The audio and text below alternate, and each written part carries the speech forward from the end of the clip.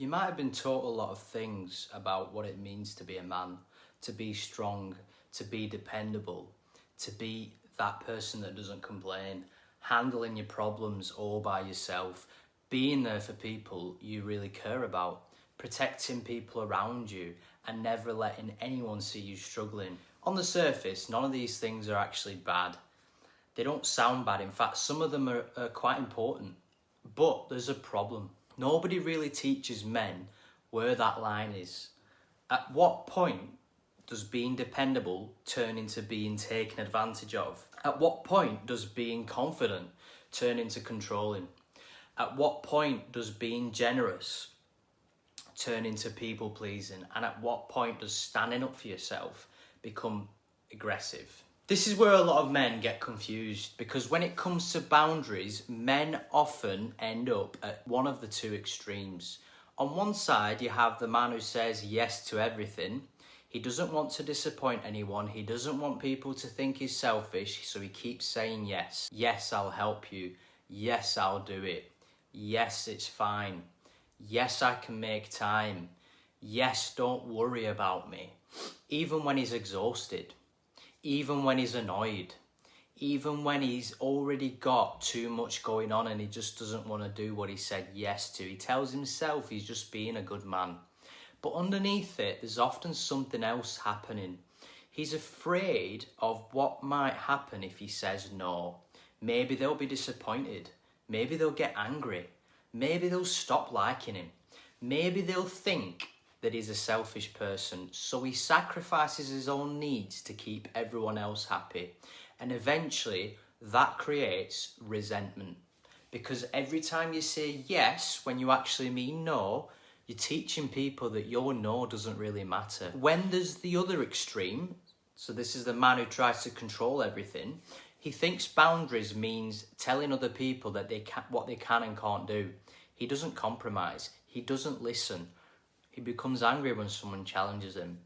He wants things done in his own specific way, and he might even convince himself that this is what being masculine looks like. Strong, dominant, untouchable. But that's not healthy boundaries either. So where do healthy boundaries lie? Because that, what I've just explained, is control. And there's a huge difference. A boundary says, this is what I'm willing to accept, and this is what I'll do if that boundary is crossed. Control says, you have to behave the way I want you to behave. One is about managing yourself, and the other is about managing someone else. And that's the distinction a lot of men never learn, because healthy masculinity isn't about being the man who says yes to everyone. And it isn't about being the man who controls everyone. It's about being able to respect yourself while still respecting other people. You can be kind without being a pushover. You can be assertive without being aggressive. You can be generous without constantly sacrificing yourself. You can be strong without needing to dominate. And you can say no without feeling guilty.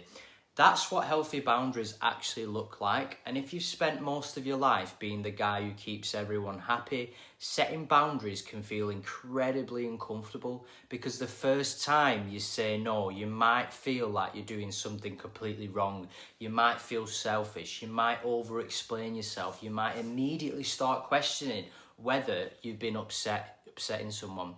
And that's normal, because you've not just changed your behaviour, you're changing a pattern that's in you, the pattern that's been happening over and over and over. You're changing yourself that you don't have to, you're teaching yourself that you don't have to earn people's respect by constantly making yourself available to them. And you're also teaching other people how to treat you. That's why creating healthy boundaries isn't about becoming colder. It's about becoming clearer. Clear about what you will accept, clear about what you won't accept, clear about what you're responsible for, and perhaps most importantly, clear about what isn't your responsibility. Because once you understand that you can start creating boundaries without becoming either a people pleaser or the guy who thinks he's becoming masculine means controlling everyone around him, that's where we're going to start. Not with telling other people what to do, but with learning How to recognise where your responsibility ends and where someone else's begins. First step to creating healthy boundaries is understanding something that sounds rather simple, but can completely change the way you interact with people. You are responsible for your own choices. You are not responsible for everyone else's reactions. This is where a lot of men get stuck. Because if you're used to keeping people happy, you might think that saying no makes you responsible for the disappointment. If your partner gets upset because you need some time alone, you might feel guilty. If a friend gets annoyed because you can't help him, you might immediately try to fix it. If someone doesn't like a decision you've made, you might start questioning whether you were wrong to make it. But someone being unhappy with your boundary doesn't automatically mean your boundary is wrong. Sometimes people are going to be disappointed. Sometimes they're going to disagree with you. Sometimes they might even try and get angry with you. And you have to learn how to let that happen without immediately abandoning that boundary that you've created. Because otherwise, you're not really setting a boundary. You're just asking for permission. And there's an important difference. Imagine a friend constantly asks you to help them with things at the last minute. Every time you drop what you're doing, eventually you're exhausted.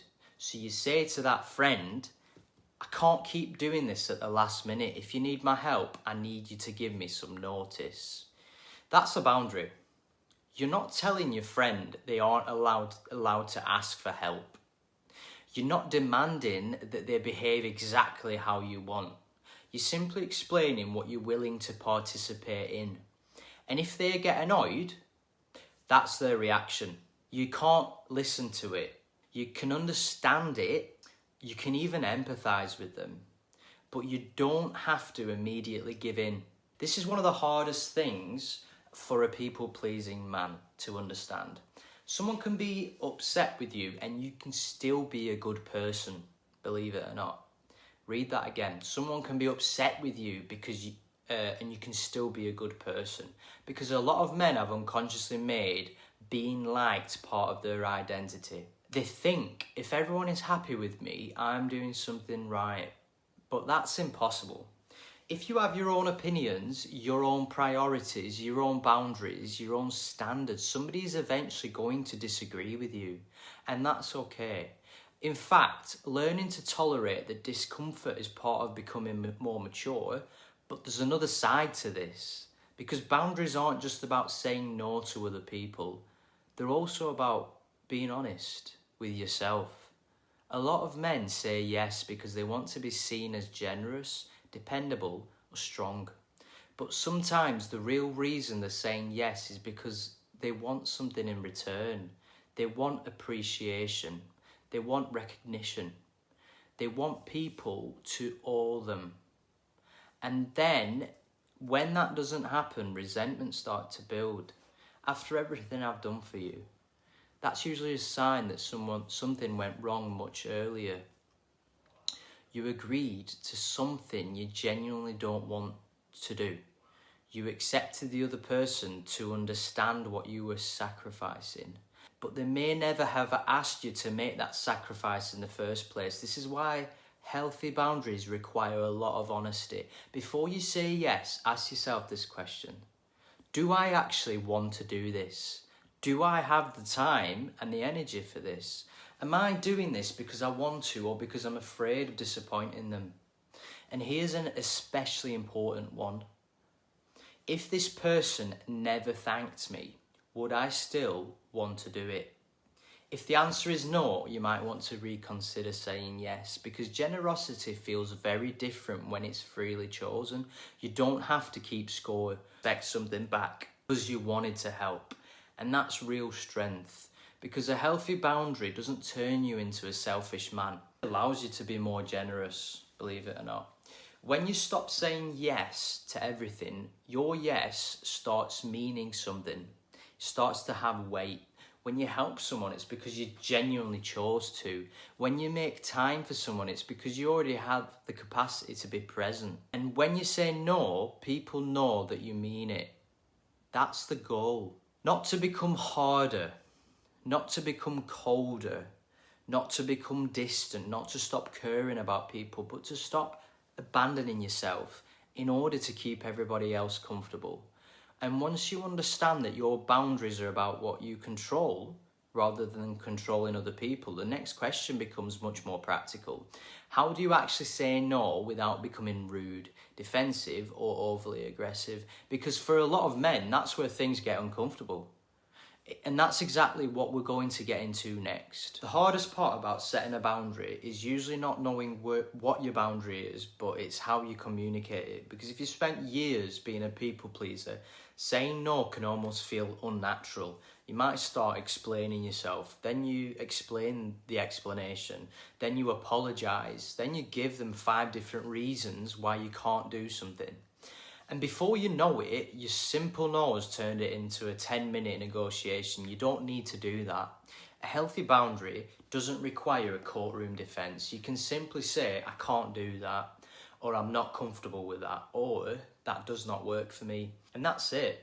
You don't have to convince the other person that your boundary is reasonable because you know it's reasonable. The more you over-explain, the more it can sound like you're asking them to approve of your decision. And you're not. You're really not. You're communicating it. You're telling them what matters to you. It doesn't mean you become rude. There's a difference between being direct and being disrespectful. You don't need to say, that's your problem, I'm not dealing with it. You can say something softer. You can say, I understand you need help, but I can't take that on right now. Same boundary, completely different delivery. This is what healthy assertiveness looks like. You're not attacking them. You're not apologising for existing, you're just simply being clear. And sometimes people will push back. This is where things get rather interesting. Because the first time you establish a boundary with someone who is used to you having none, they might test it. You say you can't lend them money, and then they say, come on mate, it's only a little bit. You say you don't want to discuss something while you're angry. They say, why are you avoiding the conversation? You tell somebody that you're unavailable this weekend, and they're going to say something on the lines of, you've always got an excuse, and suddenly you're tempted to give in. But this is where you have to remember something. A boundary isn't a boundary if you abandon it the moment somebody challenges it. You don't need to become more aggressive. You don't need to raise your voice. You don't need to win the argument. Sometimes you just calmly repeat yourself. I understand, but I still can't do it. I hear you, but my answer is still a no. I'm happy to talk about this, but not while we're shouting at each other. Then that's when you stop. You don't keep defending yourself. You don't get dragged into a debate about whether you're allowed to have that boundary, because the short end of it is you are meant to have boundaries. You just need to hold it. This is especially important in relationships, because having boundaries doesn't mean building a wall or a moat around yourself. It means being able to communicate what you need without making the other person responsible for your entire emotional state. For example, there's a big difference between saying you can't ever go out without me and saying, I'm not comfortable being in a relationship where we're constantly disappearing for days without communicating. If that's the kind of relationship you want, then we probably aren't compatible. The first one is controlling. The second one is a boundary. You're not telling them what they're allowed and not allowed to do. You're deciding what kind of relationship you're willing to be a part of. And that's a powerful distinction, because sometimes a boundary isn't about changing someone's behaviour. Sometimes it's about deciding what you will do if their behaviour doesn't change. If someone because then it becomes their choice. If someone repeatedly disrespects you, you might reduce contact. If someone constantly borrows money and never pays you back, you stop lending it. If someone repeatedly speaks to you aggressively, you end the conversation. If a relationship consistently violates your values, you may decide to leave it. That's not punishment, that's self-respect. And there's another important part of this. You have to be willing to accept the consequences of your own boundary. Because sometimes setting a healthy boundary will cost you something. Someone might stop asking you for help. Someone might think you're selfish. A friendship might change. So a friend might change the way they approach you. A relationship might end, and that can be quite painful. But sometimes the price of having no boundaries is even higher. You slowly become resentful. You lose respect for yourself. You start feeling like everyone takes from you. And eventually, all that suppressed frustration comes out in ways that are just really, really not healthy, because you're bottling emotions that shouldn't be bottled. You explode, you withdraw, you become bitter. Or you suddenly swing from being the guy who says yes to everything to becoming the guy who trusts nobody. That's why boundaries are about finding that middle ground. Not I'll do anything for you, and not I don't owe anyone anything, but I care about you and I also care about myself. That's the balance. And once you start practicing that balance, you begin to notice something else. Your boundaries aren't just about what you say. They're also about what you repeatedly tolerate. Because if you keep accepting behaviour that makes you miserable, eventually you're teaching people that that behaviour is acceptable. And that's where we need to go next. Because some boundaries, they can't be communicated with words alone. Sometimes the only way to create a boundary is to change what you continue to tolerate. There comes a point where talking about boundaries is not enough, because you can tell someone what you need, you can explain what you're comfortable with, you can calmly ask them to stop. But if they repeatedly ignore you, eventually your actions have to match your words. Because a boundary without a consequence isn't really a boundary. And I'm not talking about punishment here. I'm talking about what you are going to do to protect yourself when somebody repeatedly crosses a line. For example, imagine you've got a friend who constantly insults you. The first time you might brush it off. The second time you might tell him, I don't appreciate being spoken to like that. If he respects you, that's probably enough. But what if he keeps doing it? You don't need to insult him back. You don't need to prove that you're tougher than him. You don't need to start a fight. You simply change your behaviour. You spend less time around him. Stop giving him access to you. And if necessary, you walk away from the friendship. That's a boundary. Now, I've got quite an interesting story. I had a colleague who repeatedly would make jokes, and it's kind of in British culture where you make jokes and you rip into other people. But what ended up happening was they were just a few people were doing it way too many times, and what I did was I stopped hanging around with them, and I made it clear that I didn't want to be in their presence. And slowly but surely I got back their respect, and people wanted to talk to me, people wanted to be nicer to me, and these little examples show you that people respect you more when you build a boundary, and a healthy one. You can let go of resentment without pretending nothing happened. You can wish someone well without allowing them back into your life in exactly the same way. And this is where a lot of men struggle. They think having a boundary means they have to completely cut somebody off. Not necessarily. Sometimes the boundary is simply less access. Maybe you stop telling that person everything. Maybe you stop answering every phone call immediately. Maybe you only see them in certain situations. Maybe you stop lending them money. Maybe you stop getting involved in arguments that have nothing to do with you. Healthy boundaries give you options. They don't force you into extremes. And this brings us to something else men need to learn. You are allowed to change your mind. Maybe you agreed to something 6 months ago because it seemed reasonable at the time, but now it's affecting your life differently.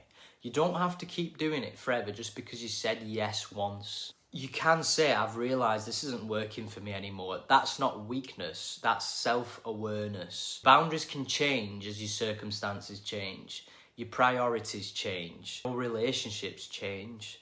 You change.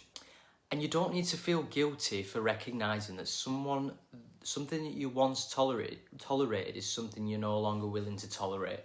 Because there's one trap you need to watch out for. Sometimes men who have spent years being people pleasers discover boundaries and swing too far in the other direction. Suddenly every inconvenience becomes disrespect. Every disagreement becomes a red flag. Every request becomes someone taking advantage of me. And then they start cutting people off at the first sign of a conflict. That's not healthy boundaries either. That's avoidance. And sometimes it's just another form of emotional immaturity. Healthy boundaries don't mean you never feel comfortable. uncomfortable, sorry. They don't mean everyone has to agree with you. And they certainly don't mean you should walk away from every relationship the moment things get difficult. Sometimes someone crosses a line without realising it. Sometimes you need to communicate. Sometimes you need to compromise. Sometimes you need to forgive people. Sometimes you need to decide that the relationship is worth working through. The goal isn't to build a life where nobody ever disappoints you. That's impossible.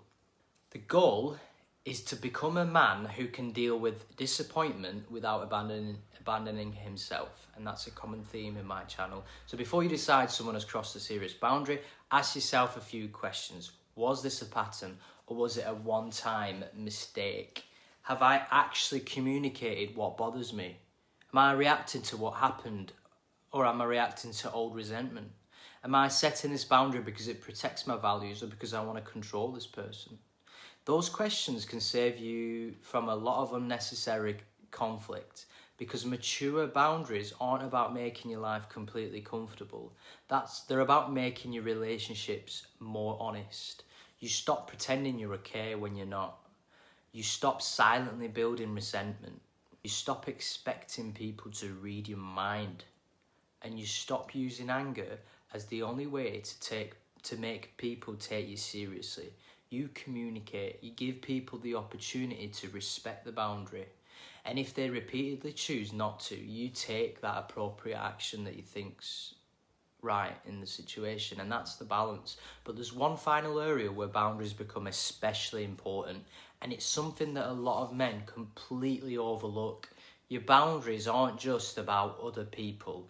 They're also about your relationship with yourself. Because if you don't have boundaries with yourself, it's incredibly difficult to maintain boundaries with anyone else, and that's what we're going to talk about next. This might be the most important boundary of all, the boundary you have with yourself.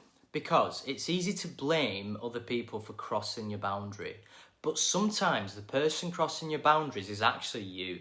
You keep working when you're exhausted. You keep saying yes when you want to say no. You keep checking your phone instead of being present with the people around you. You keep putting off things that actually matter to you. You keep going back to situations you already know aren't good for you. And then you wonder why you feel drained. Sometimes the problem isn't that other people are asking too much from you. It's that you've never decided what you're willing to give. That's why healthy boundaries start with knowing your own limits. You need to know what matters to you, what you value, what you're willing to tolerate, what you're not willing to tolerate, and what kind of man you actually want to become. Because if you don't know those things, your boundaries will always be determined by whoever is standing in front of you. You'll say yes when someone is disappointed. You'll change your mind when someone gets angry. You'll compromise your values because you're afraid of losing somebody. And you'll keep putting yourself last because it feels easier in the moment. But eventually, you realise something. You realise that every time you ignore your own boundaries, you're sending yourself a message. You're telling yourself this: my needs don't matter that much. My time isn't that important. I have to keep everyone else happy. And over time, that damages your relationship with yourself. So start quite small. Initially, if you're exhausted, give yourself permission to rest. If you don't want to attend something, don't automatically invent an excuse. If you need time alone, take it. If someone asks you to do something and you genuinely don't have the capacity, say no. If something doesn't align with your values, don't do it simply because everybody else is doing it. And perhaps most importantly, stop making promises to yourself that you constantly break. If you tell yourself you're going to train 3 times a week, then train 3 times a week. If you say you're going to stop wasting hours scrolling, stop scrolling and put the phone down. If you say you're going to leave a situation that's consistently damaging you, you have the courage to follow through. Because self-respect isn't built through one big decision. It's built through hundreds of small decisions where your actions match your values. And that's ultimately what healthy boundaries are about. They're not about becoming difficult. They're not about becoming cold. They're not about pushing everyone away. Healthy boundaries are definitely not about controlling other people. Healthy boundaries are about knowing where you end and someone else begins. They're about being able to say, I care about you, but I can't do that. I understand how you feel, but my decision hasn't changed. I'm willing to talk to you, but I'm not willing to be shouted at. I made a mistake and I'm willing to own it, but I'm not going to accept being disrespected. And sometimes, I love you, but this relationship isn't healthy for me anymore. That's not weakness, that's maturity. Because the strongest man in the room isn't necessarily the loudest. He isn't the man who controls everybody. And he isn't the man who never says no. He's the man who can remain calm while standing firmly in whatever he believes. He can listen without surrendering his values. He can compromise without abandoning himself. So he's allowing things to happen to himself whilst also staying grounded. He's allowing things to happen whilst also not letting anybody cross the boundary, if you get me. And he can walk away when something repeatedly violates his standards. So he's got a standard. That's what healthy boundaries give you. Not a life where nobody ever crosses a line, but the ability to recognise when a line has been crossed and respond without losing yourself in the process. So it's not losing your cool. It's being cool, but being unhappy and understanding that you've been disrespected. Maybe you spent years saying yes, and when you wanted to say no, or maybe you've gone the other direction and convinced yourself that being tough means controlling everyone around you and everything. Either way, there's a middle ground. You can be kind and assertive, strong and compassionate, independent and connected. You don't have to choose between being a pushover and being controlling. You can become a man who respects himself while still respecting everyone around him. And that is what real strength looks like. If you found this video useful, make sure you subscribe to this channel because I'm pushing out lots of content similar to this. We're focused on becoming better men, not by pretending we have everything figured out, but by becoming a lot more disciplined, more self-aware, more grounded.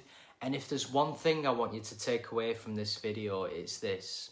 You don't need to become harder to earn respect. You need to become clearer about what you will and won't accept. Because when you know your boundaries, you stop needing everyone else's permission to have them. And that's when you start living with real self-respect. Thanks.